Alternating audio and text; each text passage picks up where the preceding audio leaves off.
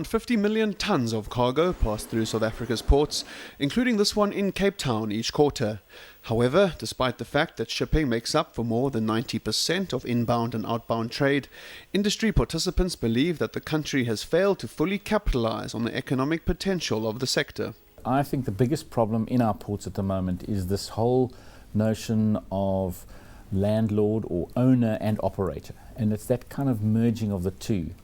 And if we really want to benchmark ourselves against some of the better run ports in the world, or the best run ports in the world, it's about how government puts the infrastructure in place, or even gets PPPs to put infrastructure in place. Government plays a role, but you actually hand over the operations to the private sector. Allow the private sector to do what they do best, because quite frankly, as governments are too sluggish in that space.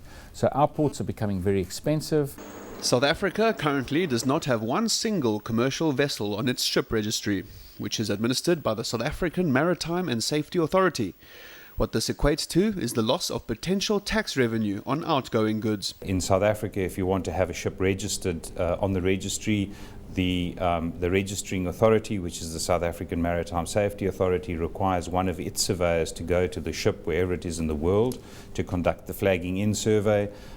In other registries, they have appointed correspondents around the world, so you don't have that difficulty in terms of sending someone out to survey the ship. You just can appoint someone in the port where the ship is. There's a lot more time is processed in South Africa. And there's obviously a cost element to it as well. Another area where South Africa loses out is that registered vessels are more likely to source local crews and make use of domestic marine infrastructure. Also, as far as the crew is concerned, most of the international registries recognize maritime training academies in places like China and in the Philippines, where a lot of ships' crew come from now.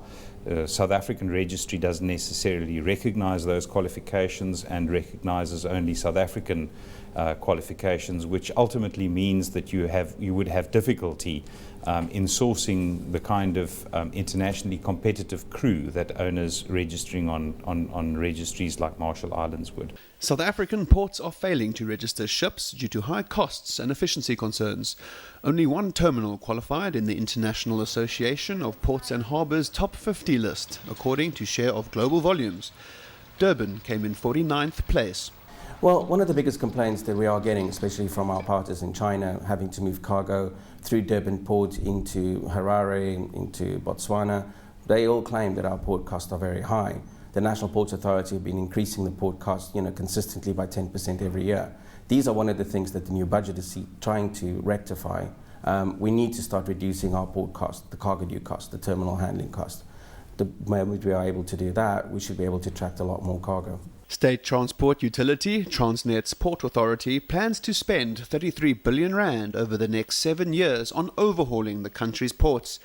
But in order to be successful, the exercise will need to address the fragmentation of decision-making in the industry across state departments, which affect issues such as ship registration. South Africa's wealth is built on the back of trade. 60% of our GDP comes out of trade.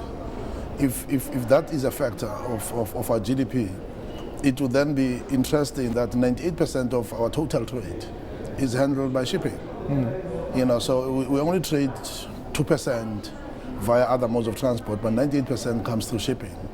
So just working with the numbers is highly significant. But if you bring in elements of marine tourism, the oil and gas industry in the sea, if you bring in fishing, if you bring in the marine manufacturing and all of those components, so maritime would actually be highly, highly significant as a GDP percentage.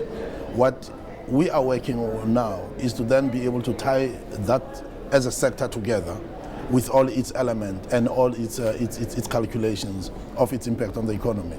But South Africa's economy is built purely on the back of trade, and that trade is seaborne trade.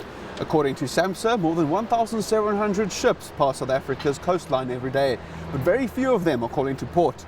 If South Africa's maritime sector is to capitalize on its strategic trade route, an urgent review of the regulatory framework is required. Thomas Marie, Cape Town, South Africa.